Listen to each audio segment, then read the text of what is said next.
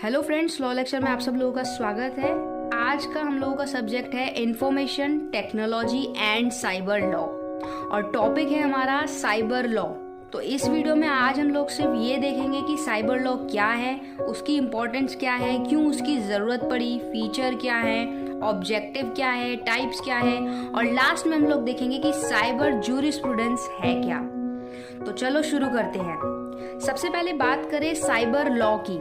तो cyber law क्या? Cyber law दो word, cyber plus law. Law हम सभी लोग जानते हैं। अब बात करते हैं साइबर क्या। तो साइबर इस तरीके से होता है जैसे कि साइबर लॉ और आईटी लॉ जो कि रेफर करता है law of the internet. Internet से रिलेटेड जितने लॉ होते हैं वो साइबर लॉ के अंडर में आएंगे।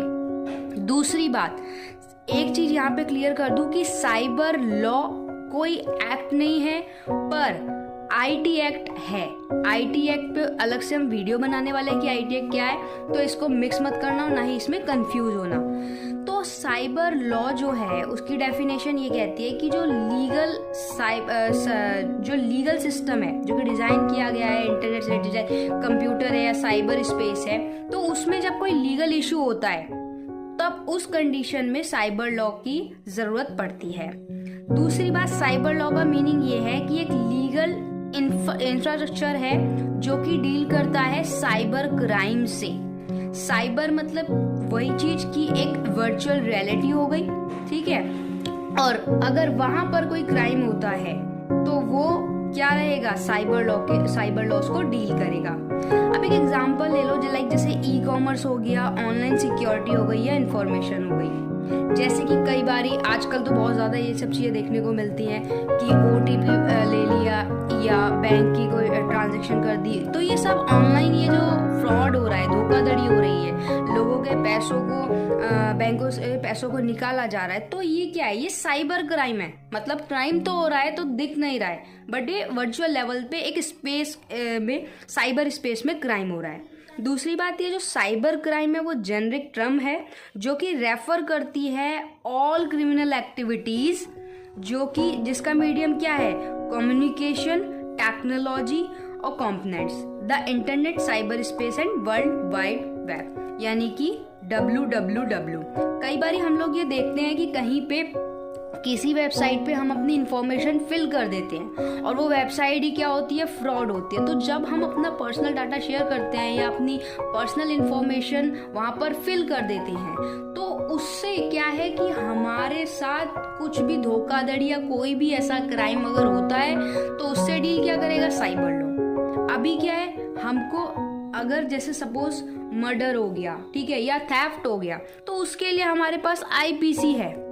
बट अगर स्पेस में, साइबर स्पेस में क्राइम हुआ तो उसके लिए क्या है, उसके लिए साइबर लॉ। तो ये साइबर लॉ बेसिकली क्या है, एक वर्चुअल रियलिटी जो कि साइबर स्पेस में क्राइम होते हैं थ्रू टू कंप्यूटर, इंटरनेट, जहाँ पे भी जैसे अब फोन है, ठीक है, तो ऐसी डिवाइस जहाँ पे इंटरनेट चल रहा है, ठीक है ना, तो वो क्या है, वो भी साइबर क्राइम के अंदर आएगा। वो कंप्यूटर के थ्रू हो सकता है, दो तरीके हो सकते हैं भाई, या तो आप किसी के कंप्यूटर में चले गए हो, लाइक हैक कर लिया है आपने, या दूसरा उससे ओटीपी वगैरह लिया, तो ये दोनों ही तरीके से अगर कोई क्राइम हो रहे हैं या साइबर स्पेस से रिलेटेड क्राइम हो रहे हैं, साइबर स्पेस से क्राइम हो रहे हैं, तो उन्हें डील करेगा साइबर लॉ। ठीक, अब इसके बाद हम बात करते हैं इसकी इम्पोर्टेंस के बारे में कि भाई क्यों साइबर लॉ इतना ज़रूरी है। तो हम मोस्टली पीपल क्या करते हैं, अपना ईमेल वगैरह यूज़ करते हैं, सेल फोन तो आजकल हर किसी के पास है, और एसएमएस मैसेजिंग फॉर कम्युनिकेशन के लिए होता है। तो अब क्या है, उसमें कई बारी इस तरीके के फ्रॉड भी आए हैं कि आपकी किसी ने कॉल के लिए कि भाई एक कॉल करनी है, आपका फ़ोन लिया, देन आपकी सिम जो है 2-3 दिन में डीएक्टिवेट हो जाती है, जो भी आपकी बैंक डिटेल होती है, ओटीपी होती है, वो उस पर्सन के पास चली जाती है। तो इसीलिए ये इम्पोर्टेंट भी है कि सभी लोग आजकल ईमेल और फ़ोन यूज़ करते हैं, तो इसीलिए क्या है, साइबर क्राइम का रेट बढ़ता जा रहा है डे बाय डे। दूसरी बात, साइबर लॉ प्रोवाइड्स करता है एक लीगल प्रोटेक्शन किन लोगों को, जो लोग यूज़ करते हैं इंटरनेट, में भी वो बिजनेसमैन हो सकते हैं या रेगुलर सिटीजन भी हो सकते हैं। उसके बाद बात करते हैं, it is important for anyone using the internet to be aware of cyber law of their country and local area so that they know what activity is legal online and what is not.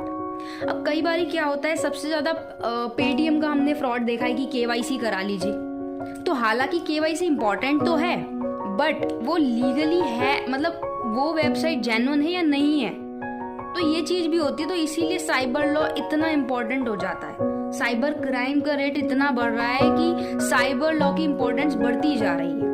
तो वही है कि वो legal online transaction हो भी रही है कि नहीं हो रही, तो इसलिए सबको जानना ज़रूरी है, ना कि सिर्फ एक स्टूडेंट्स को या एडवोकेट्स को, ये सभी के लिए, नॉर्मल सिटीजन के लिए भी बहुत ज़रूरी है जानना। उसके बाद बात करते हैं why is cyber law required.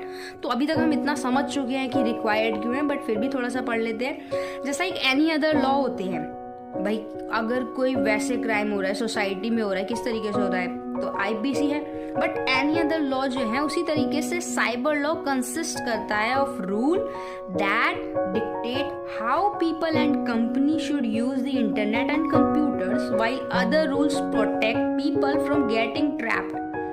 People जो है ट्रैप में आ जाते हैं into cyber crime run by malicious people on the internet. So the prime need of cyber law is to maintain law and order during online activities. जो malicious यानी कि malicious क्या, mail intention जिन peoples का होता है internet पे, सारे ही व्यक्ति अच्छे नहीं है और सारे ही व्यक्ति बुरे नहीं है, तो जो malicious इंटेंशन होता है जिन पीपल्स का, उनसे क्या, उनके ट्रैप में पीपल या ऐसी कंपनीज ना आ जाए धोखाधड़ी में। तो जो भी ऑनलाइन एक्टिविटीज है वो क्या रहे, लॉ एंड ऑर्डर के थ्रू चले, एक मेंटेन रहे, तो इसीलिए साइबर लॉ इतना जरूरी है। दूसरी बात, अगर somebody इस तरीके का कोई व्यक्ति पाया जाता है जो कि साइबर लॉ को ब्रेक कर रहा है, तोड़ रहा है, तो जो विक्टिम होगा वो एक्शन ले सकता है अगेंस्ट उस पर्सन के या फर्म के जो धोखाधड़ी कर रही है। अच्छा, साइबर लॉ जो एक लाइक कैटेगरी हो गई, आईटी एक्ट आया था, आईटी एक्ट आया 2000 में, उसके बारे में हम अच्छे से पढ़ेंगे कि कब आया और इनेक्ट कब हुआ, बट क्या रहा, पहले ऐसा कुछ नहीं था। पहले अगर किसी के साथ इस तरीके का धोखाधड़ी हो गया तो अब उसके लिए वो नहीं कर सकते थे, लेकिन साइबर लॉ के बाद रिक्वायर्ड ये क्यों है, क्योंकि आप, वो व्यक्ति क्या है, विक्टिम क्या है, उस पर्सन के या उस फर्म के अगेंस्ट एक्शन ले सकता है। उसके बाद बात करते हैं feature of cyber law. Feature of cyber law like जैसे fraud, copyright, deformation, freedom of speech, harassment, stalking, या all the electronic contract made via security electronic channels are valid legally.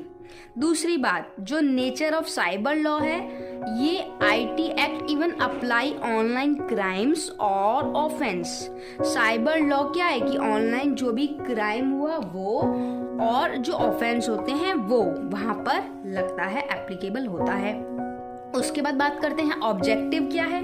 तो भाई साइबर लॉ जो है came with the major objective to maintain law and order in all kinds of online activities, और reduce करता है किस, क्या, cyber crime को। तो हम लोगों ने ये चीज समझ ली कि भाई क्राइम क्या है, साइबर क्राइम, तो उसको रिड्यूस करता है इसका ऑब्जेक्टिव। दूसरा है जैसे digital signature become legal online due to introduction to cyber law. अभी हम सब लोग जानते हैं कि पर अगर हम कहीं भी देखें तो डिजिटल सिग्नेचर चलती है, तो उसको एक ऑथोराइज करती है, ठीक है, एक अथॉरिटी होती है वो ऑथोराइज करती है उस लीगल सिग्नेचर को, बट वो ओरिजिनल है ये, तो इन सब चीजों के लिए भी क्या है, वो इंट्रोड्यूस उसको होना चाहिए साइबर लॉ से। तीसरी बात कि one of the biggest advantage जो है साइबर लॉ का वो ये है कि it facilities the E filing of document with government department and agency. E filing हम लोगों ने सुना होगा कि किसी भी तरीके से कुछ होता है, आजकल यही चीज होता है कि ऑनलाइन कर दो, तो ये ई फाइलिंग क्या है डॉक्यूमेंट की, तो गवर्नमेंट की उसमें और एजेंसी की उसमें एक रिपोर्ट रहती है, एक ब्यौरा प्रॉपर तरीके से रहता है, तो कहीं ना कहीं अच्छा है, बट वो सेफ भी रहना चाहिए। इसीलिए साइबर लॉ का जो ऑब्जेक्टिव है वो ये भी है, एक एडवांटेज है। उसके बाद बात करते हैं कि टाइप्स ऑफ साइबर लॉ।